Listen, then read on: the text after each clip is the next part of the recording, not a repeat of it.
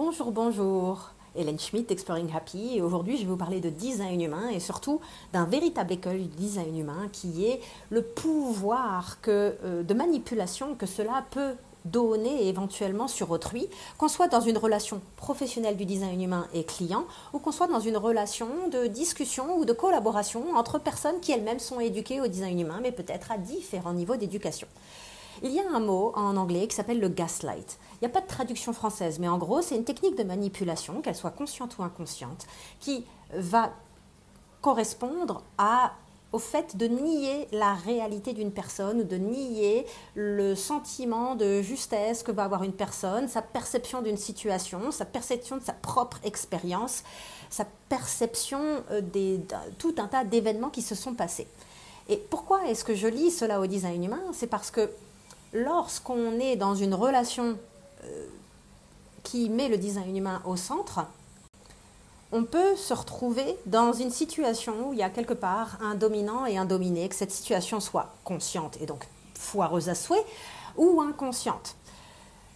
Il est très facile de tomber dans la tentation de juger de l'extérieur une personne en disant « Oh, cette personne, elle est dans le non-soi » ou « Oh, elle n'a pas correctement suivi sa stratégie » ou « Oh, elle n'applique pas correctement son autorité ». La vérité, c'est qu'on ne peut pas savoir ce qui se passe dans la personne. Et l'autre vérité, c'est que avant d'aller essayer de nettoyer devant la porte des autres, c'est bien d'aller nettoyer devant la sienne au préalable. En ce sens où personne n'est 100% correct, personne n'est libéré du non-soi et tout le monde devrait prendre avec un énorme grain de sel ses éventuelles perceptions et surtout en prendre la responsabilité sans se cacher derrière le design humain pour les élever au rang d'une vérité absolue et d'un jugement de « tu fais mal et moi je sais comment tu devrais faire mais là tu fais mal ». Et ça peut être le cas dans une relation de pratiquants du design humain où il y en a un qui est plus éduqué que l'autre. Et ça peut être aussi dans la relation d'un professionnel à un client. Alors pour finir sur le fait qu'il peut y avoir une personne plus éduquée qu'une autre dans une relation, des fois cette personne va effectivement voir que la personne moins éduquée a des incompréhensions ou fait des erreurs et à ce moment-là, il faut qu'elle la guide, à condition d'être reconnue invitée pour ça, vers du contenu pour approfondir. Mais il y a d'autres fois où c'est une perception subjective qui est inconsciemment teintée d'une sorte d'ego de « moi je sais mieux, moi j'ai plus étudié ». Quand il s'agit d'une relation d'un professionnel à un client, c'est vraiment quelque chose que j'ai appris à affiner et à ajuster avec le temps. J'ai sûrement fait preuve de maladresse plus d'une fois dans le passé. Je reste extrêmement vigilante pour ne pas faire preuve des dites maladresses dans le présent et dans le futur. J'ai bien compris que selon les centres, selon les thèmes, selon les personnes, eh bien, il fallait aborder les choses avec des pincettes et que même si le design humain peut nous amener à des arbitrages assez blanc-noir, assez polarisés, eh bien, la réalité est très nuancée et d'une manière générale, certains centres peuvent vraiment nécessiter qu'on les aborde de manière frontale vis-à-vis des thèmes du non-soi et d'autres, en particulier de mon expérience au niveau de l'ajna et de la tête, nécessitent une pédagogie et deux, de la nuance. Parce que si on vient dire de but en blanc à quelqu'un, t'es pas là pour avoir d'idées originales parce que tu as la tête complètement ouverte, ou t'es pas là pour conceptualiser de manière fixe et tu seras constamment dans l'incertitude, oui, il s'agit de le dire, mais il s'agit aussi d'amener les choses. Le design humain ne devrait être en aucun cas un outil d'abandon de pouvoir personnel à un pouvoir plus grand que soi ou une personne sachante. Dans tous les cas, que ce soit design humain ou pas, cette affirmation est vraie.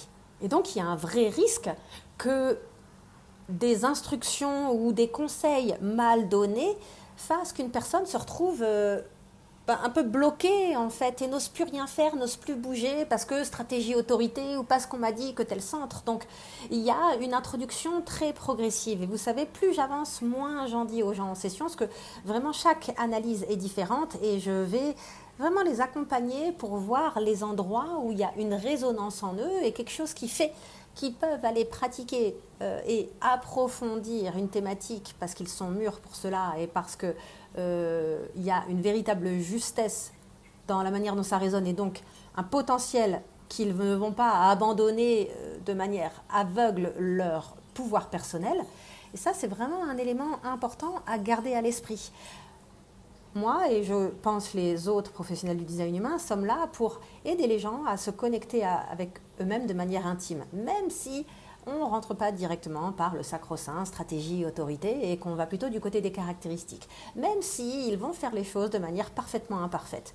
Le design humain peut vraiment tomber dans l'écueil de la quête d'absolu, et à ce moment-là, on peut se retrouver à être un donneur de leçons, à être la police du design humain. Et j'ai malheureusement été pendant un an et demi de mon utilisation professionnelle du design humain dans cet écueil, de manière nuancée selon les cas de figure, mais j'ai pu tomber dans des excès.